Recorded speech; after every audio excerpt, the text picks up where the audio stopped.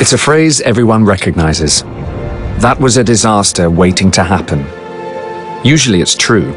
There were signs that something was wrong, but no one did anything about them. They saw them, but didn't report them. And then, disaster struck. Out at sea, or in harbour, the maritime environment is full of potential dangers, and the industry sees a serious incident somewhere, every day. That's why recognizing weak signals, the small things that just don't look, smell, or sound right, is so important. Weak signals are seemingly random or disconnected pieces of information that may appear in the background, an unexpected sound or vibration, or just an unscheduled maintenance request. All of these are weak signals, and often they will turn out to be nothing. But sometimes, they may be the first signs that something is about to go seriously wrong. Recognizing weak signals is a key part of being chronically uneasy. Sounds nasty, but it's not. It's a way of thinking about the world around you, to avoid getting complacent about safety. Chronic unease helps you notice those weak signals and overcome your natural instinct to think that because everything is usually okay, then it's still okay. The point is, it might not be. Chronic unease makes you curious about anything that's even just a little bit off, or strange, or unusual, and report it. It is a major part of our approach to reaching a zero-incident industry. We're working on achieving it, and recently the frequency of incidents has been going down steadily. People are reacting to weak signals. They are practicing chronic unease, but we need to get better at it. For instance, a recent engine room fire started because weak signals were missed. The vibrations on a ship can slowly loosen fittings, including those on a fuel line. In this case, some lagging protecting hot surfaces was missing. It had been that way a long time, and everyone had ceased to notice it. The missing lagging was a weak signal, but no one reported it. And then, when the fuel inlet fitting parted, diesel sprayed out and started a fire when it made contact with the hot pipe. It was a disaster waiting to happen. A weak signal that led directly to a high-impact incident. The marine industry is moving towards a new future, where data can help us dramatically improve our safety. Shipping is now, for the first time, developing a predictive modeling tool called HILO that uses data from weak signals to help predict serious incidents. HILO relies on collecting data about weak signals. The more data it receives, the more accurate the predictions become. It's a potentially life-saving use of technology. But people are always the front line.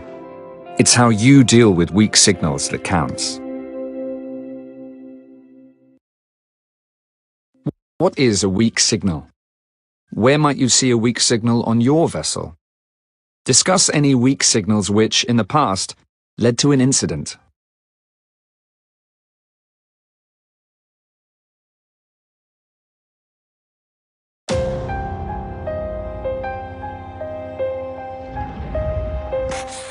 We're surrounded by weak signals. Many won't lead to an incident, but some might. So you need to be curious and alert. Is that a potential hazard? Has someone else already reported it? We should always report weak signals and potential hazards. Don't be afraid that it may turn out to be nothing.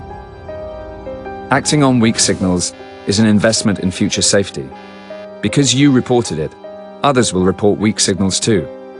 And soon enough, an incident that's waiting to happen will be prevented. That's what should have happened on a tanker on the high seas not so long ago.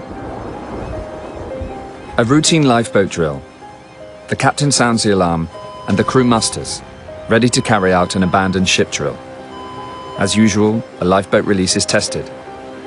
The lifeboat is swung out on the davits and lowered 3 or 4 meters to check everything is working.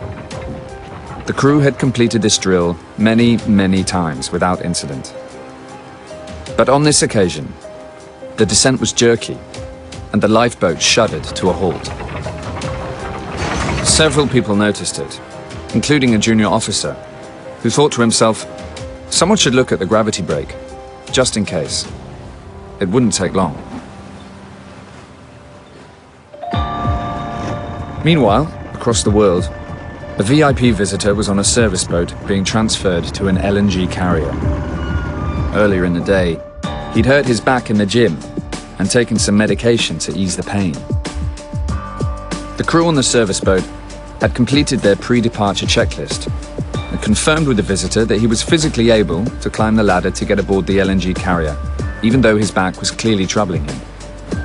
It was a blustery day, with a 1.5-meter swell and force 6 winds forecast. Because planned engine maintenance was underway, the main engines were not available, so the LNG carrier couldn't maneuver to create a lee for the service boat as it came alongside. The launch helmsman suggested returning tomorrow, when the weather was forecast to improve. But the officer of the watch on the LNG carrier said he'd seen worse. And the VIP claimed he'd boarded many ships in equally rough conditions. Even though the launch was struggling to stay alongside, everyone assumed all would be okay.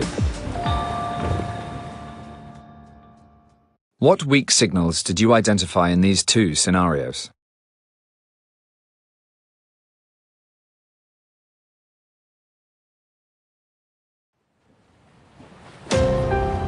Back on our tanker, 2 weeks later, and another drill. The crew went to their muster stations in a well-practiced routine. The lifeboat was test-launched again, but this time the gravity brake failed completely, and the lifeboat, weighing over 2 tons, went into freefall, dropping 30 meters into the sea. The operator tried to apply the dead man brake, repeatedly pushing down on the handle without success. With the ship traveling at 16 knots, the main fall wires connecting it to the davit and the remote control wire were too heavily loaded, and they snapped. The operator found himself in the line of fire and was seriously injured by the control wire as it recoiled. The vessel then had to divert for an emergency medevac to get the operator ashore for urgent treatment. Meanwhile, at the LNG carrier, the VIP stepped onto the pilot ladder, and moments later, a large swell lifted the ladder and he lost his footing and fell into the water. Everyone reacted quickly, and the VIP was rescued without serious injury. But it could have been worse, much worse. Both stories feature weak signals and highlight the need for strong barriers, just like the ones in the bow tie model we may be familiar with. Each and every barrier has to be strong to ensure that an incident doesn't happen. Each weak signal tells a story about a barrier, and your chronic unease is one of the vital barriers. You need to take action when you identify a weak signal. What interventions could have been done and when?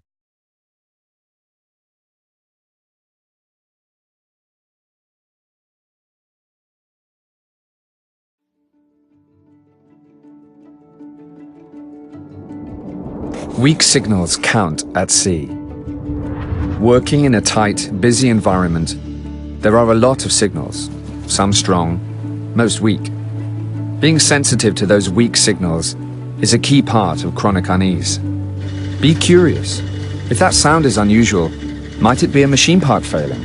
And if that machine part fails, could someone get hurt? Can you smell something? Fuel or oil or a chemical? 99 times out of 100, it will have a simple explanation and won't lead to an incident. But that one time when it does, someone could get hurt. You could get hurt. So when you come across a weak signal, try and find out what's causing it and report it. A culture that encourages those signals to be reported and acted upon is an important element in our journey to a zero-incident industry. If that officer who noticed the faulty brake mechanism during the boat drill had said something straight away, the incident would have been avoided. And there were a series of weak signals that were missed during the VIP's visit to the LNG carrier that left the visitor in danger of drowning. And if someone, anyone, had pointed out that some lagging was missing, then the fire would not have happened. If you report a weak signal, and it turns out to be nothing, you're still contributing to the safety of your colleagues aboard your ship and across the shipping and maritime community. It all depends on that culture of chronic unease and reporting weak signals. Think differently about weak signals, and you will take a big step towards zero incidents on every voyage. What are the things you need to do to improve the safety on your vessel? What will you do personally to make these improvements happen?